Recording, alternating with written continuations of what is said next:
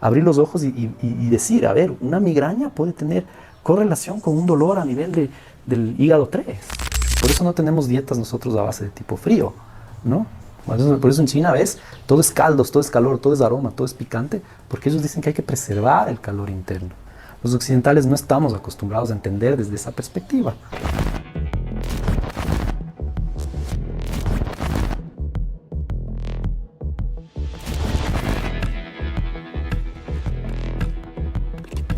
Soy Juan Francisco Cornejo, soy médico convencional y estudié medicina china en Estados Unidos. Es una especialidad que hice por largo tiempo allá. Siempre me interesó mucho indagar e investigar bien sobre todo los textos clásicos de la medicina china. Como médico convencional me interesaba la parte física, científica, terrenal de la medicina china, ¿no? Hace 1800 años la medicina China se trataban enfermedades, se realizaba medicina interna, se realizaban enfermedades infecciosas, se trataba estas enfermedades y iba muy bien. Entonces esa fue mi curiosidad, esa fue mi curiosidad desde siempre con la medicina china, ¿no? Entonces, para invitarles a ustedes que puedan, mi idea es comunicar con ustedes y darles este aspecto de la medicina china que es muy interesante. Es una escuela clásica que se les llama. Es muy diferente a la escuela tradicional, contemporánea. Entonces, me parece muy interesante este proyecto porque voy a estar con colegas médicos, ¿no? Entonces, comunicar y hacer entender de cómo ellos veían el universo en ese entonces y cómo lo aplicaban en la medicina, ¿no? Eso es muy interesante.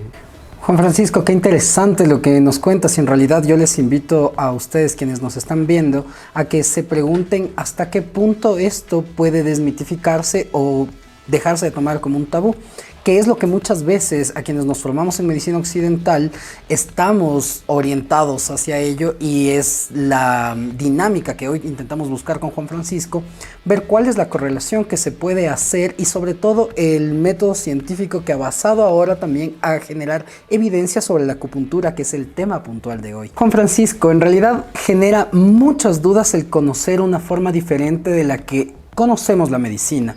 Tú estudiaste tu pregrado en la San Francisco, aquí en Quito, ¿verdad? Correcto, sí. Entonces, tus primeros pasos se dieron en el mismo ámbito que la gente en general aquí en nuestro país, en Latinoamérica y bueno, en el occidente se conoce más sobre el tratamiento médico de las distintas patologías.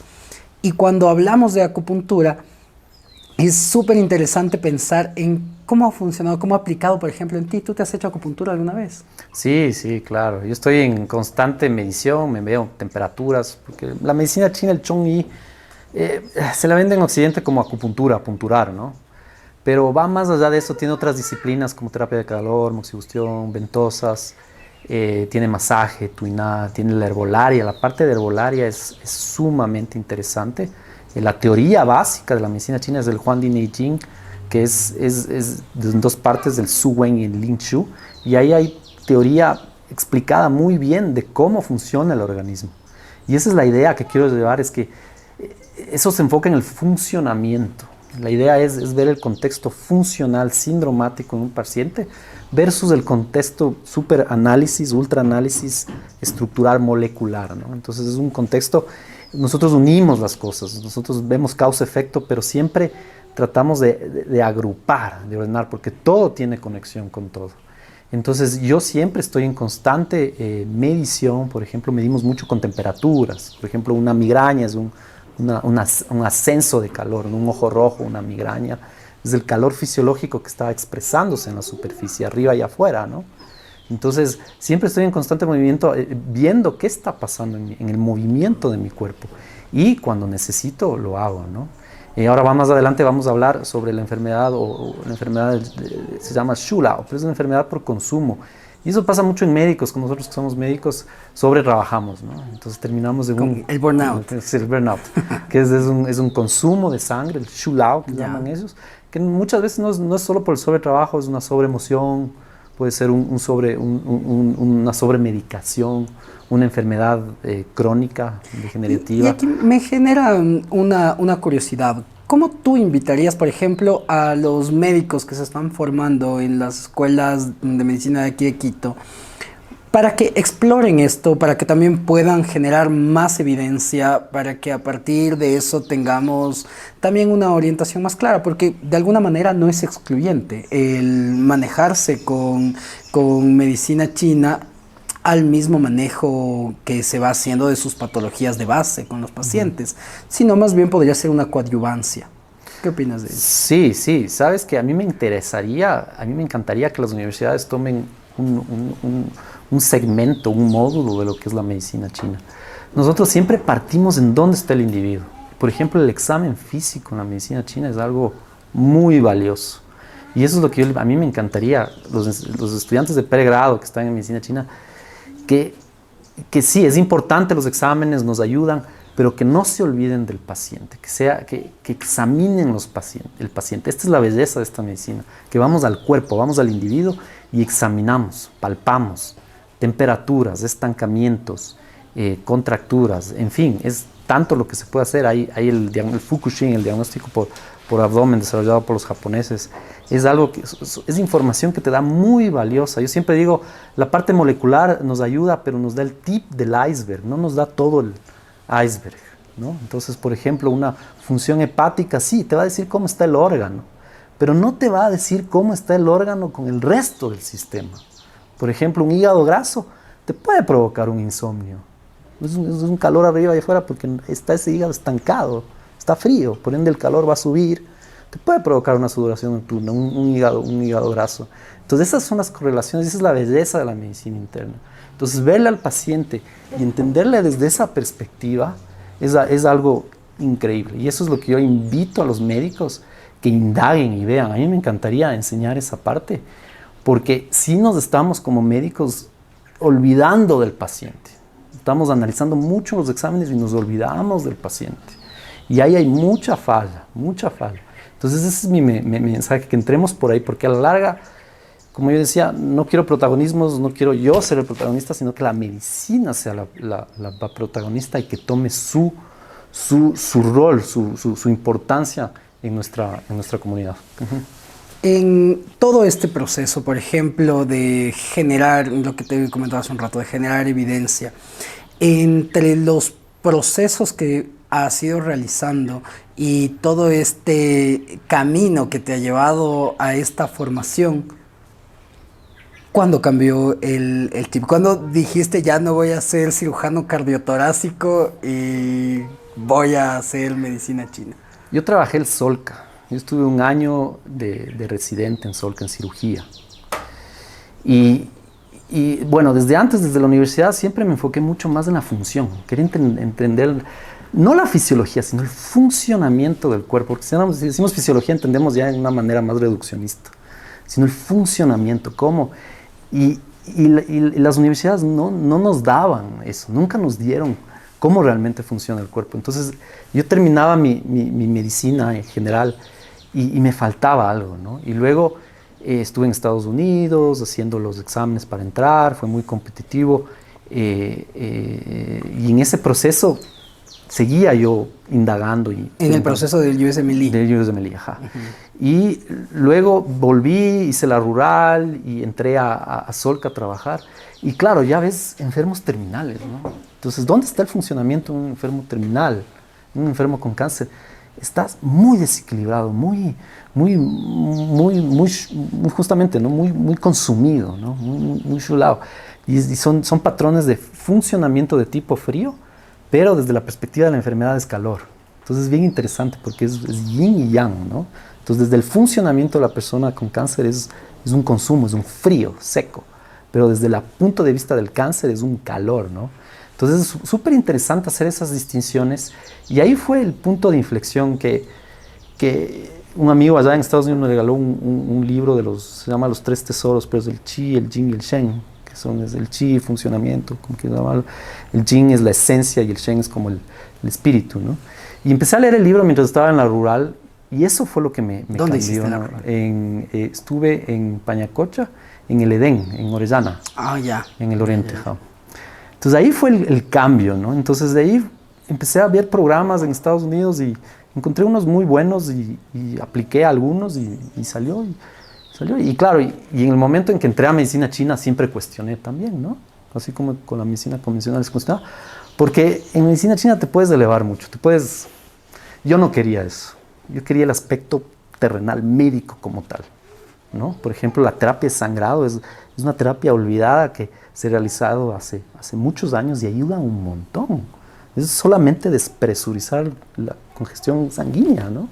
Entonces se realiza y ahora practico eso y le veo mucha validez, no solo en el diagnóstico es increíble porque diagnósticamente llego a ver cosas de lo que ellos describían increíblemente. Cómo podían ellos unir cosas, ¿no? Me queda, por ejemplo... Pero el diagnóstico, perdón un ratito, pero el momento en que, para que un paciente responda, como ya hay mucho consumo, que es el tema que vamos a hablar, esa es la parte más complicada. Pero salen, hay algunos que salen, otros que no, hay patologías en excesos, que eso se trabaja muy fácil, el exceso se trabaja muy fácil, milagros, pero las deficiencias, como ya no hay recursos, esa es la parte que lo que voy a hablar ahora, el shulao, el consumo, ¿no? Porque en realidad lo que me queda justamente la duda de algo que mencionaste hace un rato, yo creo que las personas que nos están viendo y si algún colega o estudiante de medicina también está viendo, ¿cuál va a ser la diferencia entre el examen físico que hacemos nosotros en la escuela convencional aquí en Ecuador con lo que tú nos mencionas? Creo que podría ser un tema que deberíamos profundizarlo, algo para ver en qué punto podemos tener un camino distinto que al final de cuentas busca el mismo objetivo, que es el bienestar y el beneficio para el paciente. Exactamente. Es lo que mencionas es el examen físico, por ejemplo. Voy a explicar un poco el Jingmai, que es el concepto de los meridianos que se les conoce, ¿no? Pero eso es como un río pulsátil de sangre. Si tú estudias el texto clásico, el Huangdi Jing, es un río pulsátil de sangre. Y esa sangre se transforma, y esa sangre de sólido a líquido a gaseoso es el Qihua, ¿no? Sale de los huesos, va a los ríos, a los canales sanguíneos y luego se evapora, es la sudoración, el humor de la sangre. Entonces tiene un proceso, un chi fisiológico de transformación, ¿no?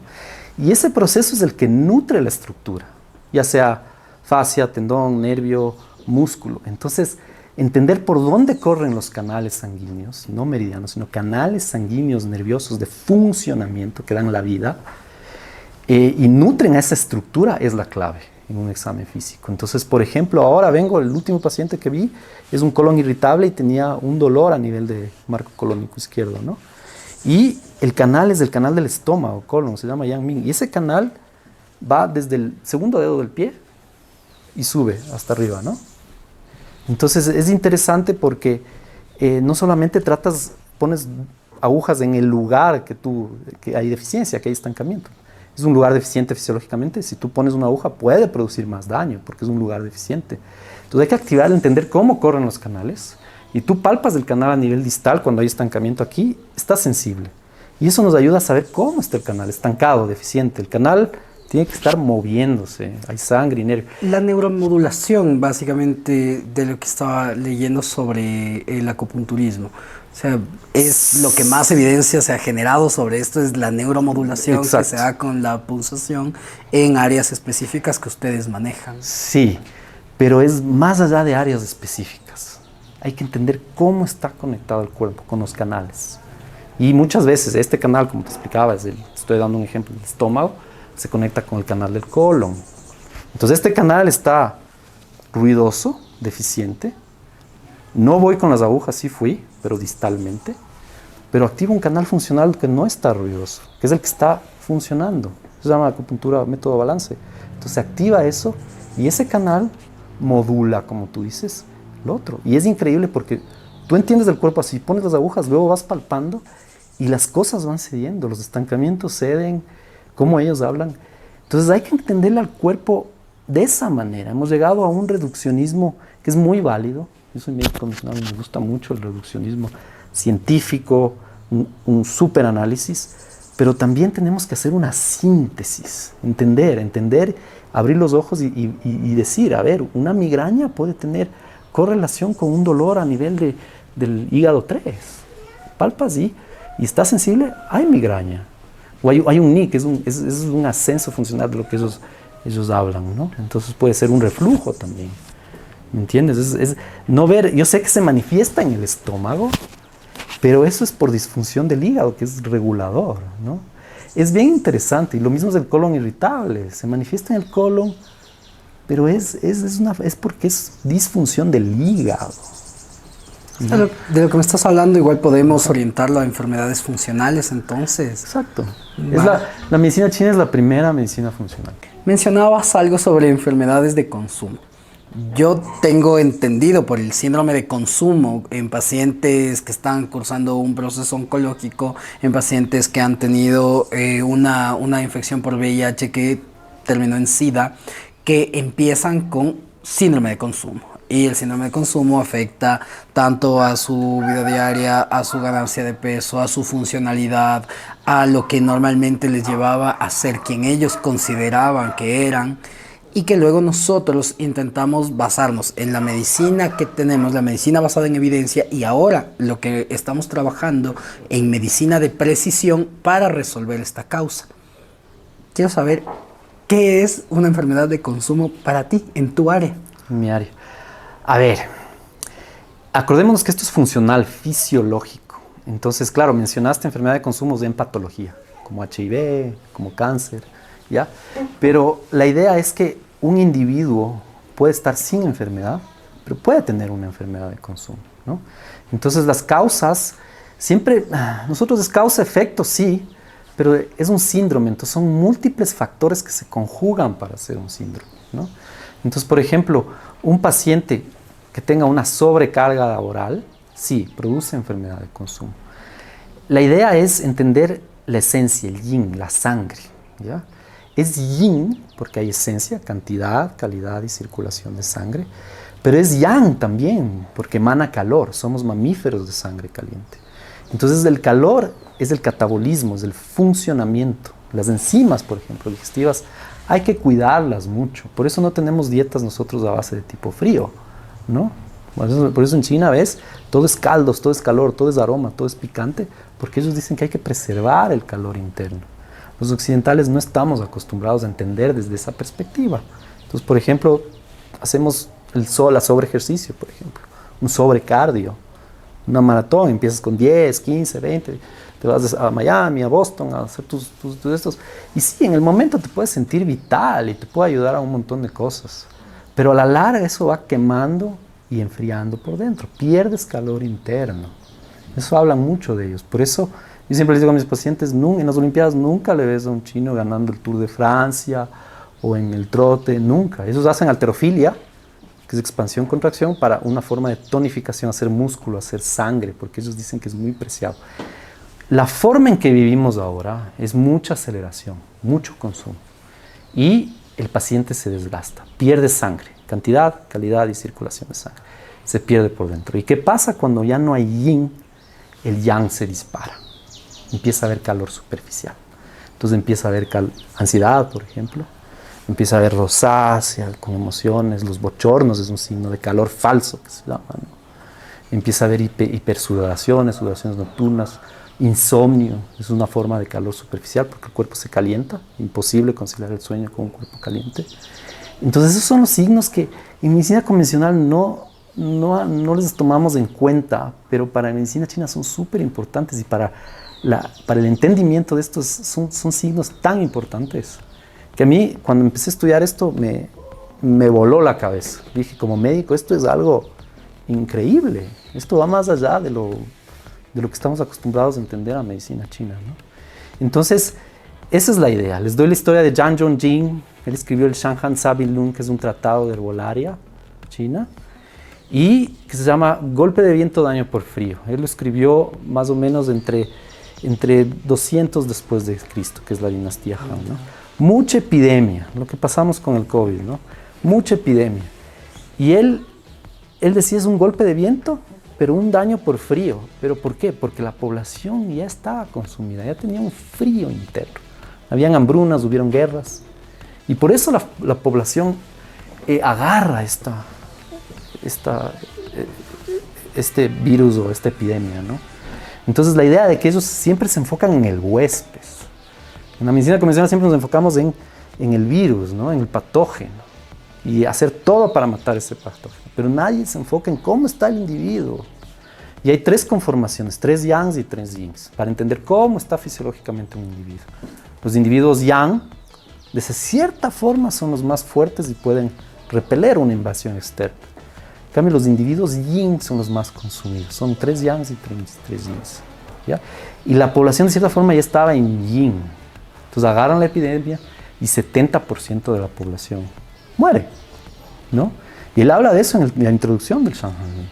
Y él dice, ¿qué pasó con la población? Estaba deficiente. Por mucho estrés de las guerras, no se alimentaba bien. El factor climático tiene mucho que ver. Está demostrado, ¿no? Nos inmunodeprimimos cuando agarramos frío. Y el frío entra por acá, es literalmente entra. Los aires acondicionados entran por acá, entra por los pies.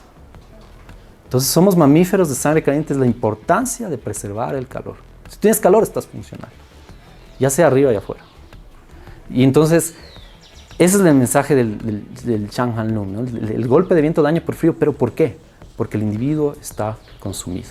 Las causas, los llaman los sobretrabajo, una sobreemoción. Muchas veces los pacientes, eso genera mucho viento, calor, consume mucho el cuerpo. Luego hay mucho calor arriba y afuera, pero hay mucho consumo. La sobremedicación, consume mucho el yin, la sangre del hígado. Las hemorragias, pérdida de calor. En la hemorragia es interesante porque no solo pierdes esencia, es como una diarrea, ¿no? No solo pierdes los minerales que puedes reponer fácil, sino que pierdes calor interno, que es la parte más importante de entender, que entra en el plano ya más inmaterial, pero es funcionamiento. Es interesante. Las hemorragias, por ejemplo, en mujeres, todos los meses, esas hemorragias fuertes con el periodo menstrual, ¿no? Eso es puede llegar a una enfermedad por consumo, ¿no? Que no es una enfermedad, es que la función está, pues podría decir, apagada, ¿no? Porque has perdido calor interno, ¿no? Y hay muchas causas más. Creo que es una temática que nos invita justamente a explorar, a leer otro tipo de bibliografía, a buscar algo más de evidencia que muchas veces es importante en pacientes, en personas, en individuos que están pasando alguna situación que no le explican.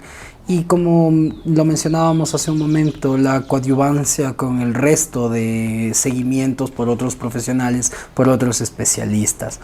Quisiera que dejes un mensaje final para las personas que nos están viendo, para ustedes que también puedan resolver sus dudas con Juan Francisco, que nos des tus redes sociales y estar al pendiente de cualquier otro tema o de lo que quisiéramos seguir conversando contigo.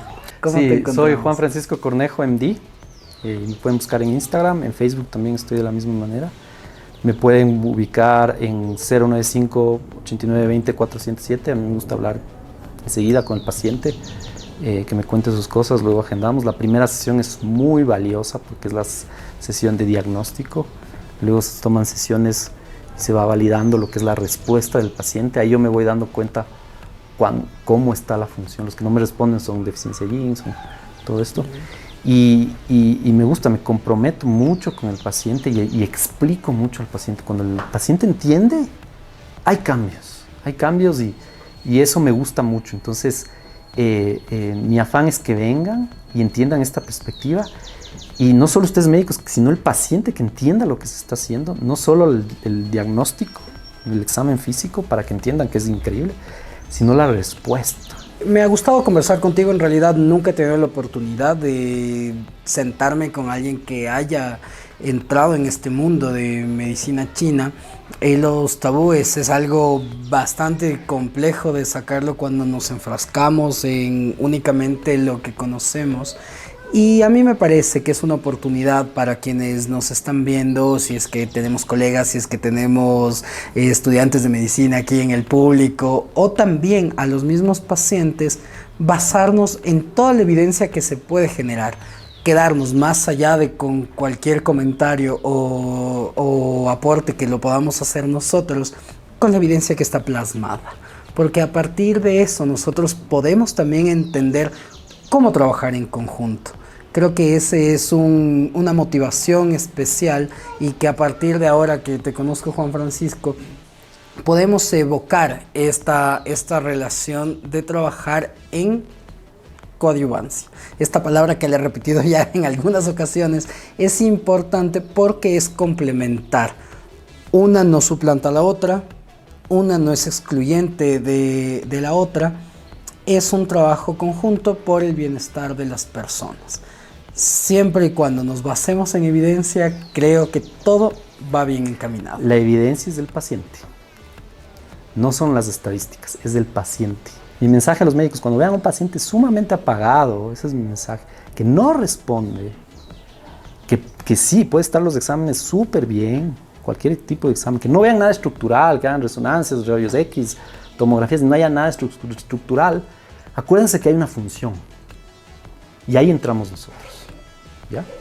Y no voy a decir que tengo todos los resultados del mundo, yo soy franco. Ahí Zhang Zhongjing hablaba de resultados de un 60%, el médico supremo era 60% de manejo, 50-60% de manejo.